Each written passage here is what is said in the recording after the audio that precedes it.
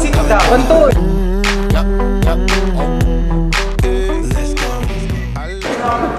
afternoon. I am here as ICS student. What's your name? Igam Retuta. Igam Benuta. What's your year? Fourth year po ng CICS. Fourth year po ng CICS. Tatanungin ko lang, why did you choose IT? Actually, ito yun. Nung una po, gusto ko lang maglaro. Kaya po ako nag-IT.